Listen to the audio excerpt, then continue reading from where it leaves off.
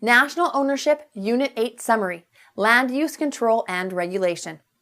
The goals of land use control are preservation of property values, promotion of the highest and best use of property, balance between individual property rights and the public good, control of growth to remain within infrastructure capabilities, and incorporation of a community consensus into regulatory and planning activities. The goals are achieved by development, administration, and implementation of the master plan, which becomes the overall guideline for creating and enforcing zones, building codes, and development requirements. The primary objectives of a master plan are amount of growth, growth patterns, and accommodating demand. Amount of growth. To set specific guidelines on how much growth the jurisdiction will allow.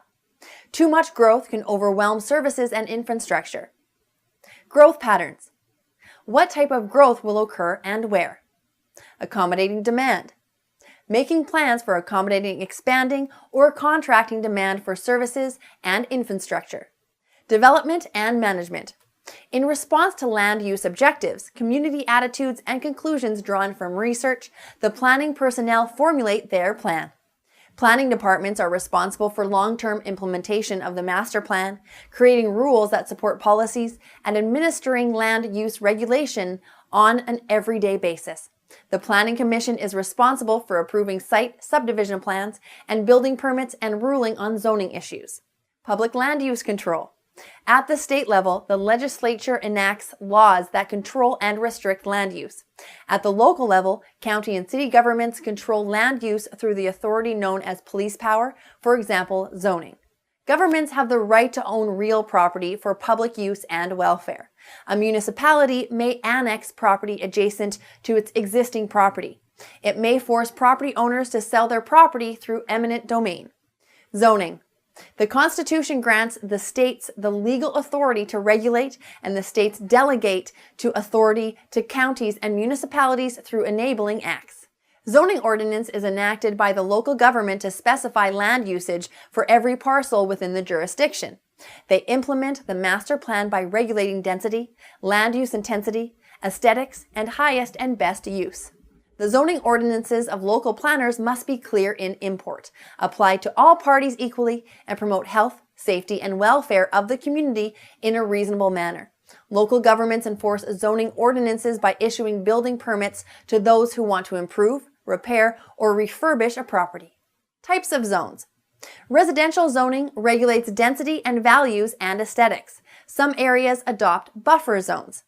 Commercial zoning regulates the location of office and retail land usage. Industrial zoning regulates intensity of usage, type of industrial activity, and environmental consequences. Agricultural zoning restricts land use to farming, ranching, and other agricultural enterprises. Public zoning restricts land use to public services and recreation. Planned unit development zoning restricts use to development of whole tracts that are designed to use space efficiently and maximize open space. Zoning Board of Adjustment. If the board rejects an appeal, the party may appeal the ruling further in a court of law. A non-conforming use clearly differs from current zoning. An illegal non-conforming use is one that conflicts with ordinances that were in place before the use commenced. A zoning variance allows a use that differs from the applicable ordinance for a variety of justifiable reasons. A special exception grant authorizes a use that is not consistent with the zoning ordinance in a literal sense, yet is clearly beneficial or essential to the public welfare and does not materially impair other uses in the zone. A property owner may petition the zoning board for an amendment, an outright change in the zoning of a particular property. An appeal for an amendment often involves public hearings. Subdivision regulation. The developer submits a plat of subdivision containing surveyed plat maps and comprehensive building specifications. In counties that are densely populated, the county must approve subdivisions. Extraterritorial jurisdiction. Concurrency requires the developer to make accommodations concurrently with the development of the project itself, not afterwards. Subdivisions must meet FHA requirements to qualify for FHA financing insurance. Building codes allow the county to protect the public against the hazards of unregulated construction. If the work complies, a certificate of occupancy is issued.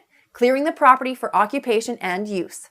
Eminent domain allows a government entity to purchase a fee, leasehold, or easement interest in privately owned real property for the public good and for public use, regardless of the owner's desire to sell.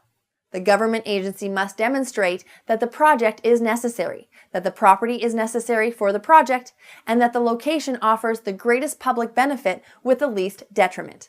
A deed restriction places limits on the use of the property. A quitclaim deed can terminate a private deed restriction. A deed condition may restrict certain uses of a property. If a condition is violated, ownership reverts to the grantor. These conditions create a defeasible fee estate. The declaration of a subdivision, planned unit development, condominium, and commercial or industrial park contains private use restrictions. An injunction prevents the owner from using a property in a way that is contrary to the recorded restrictions. Restrictive covenants are promises by those who purchase property in the subdivision to limit the use of their property to comply with the requirements of the restrictive covenants. Negative easements. Restrictions must be reasonable, and they must benefit all property owners alike. If the subdivision is in a zoned area, restrictive covenants have priority over the zoning ordinance, but won't be enforced if they go against public law.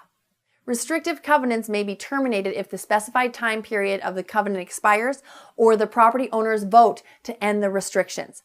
The doctrine of laches states that if a property owner is lax in protecting his or her rights, the property owner may lose those rights. Environmental controls.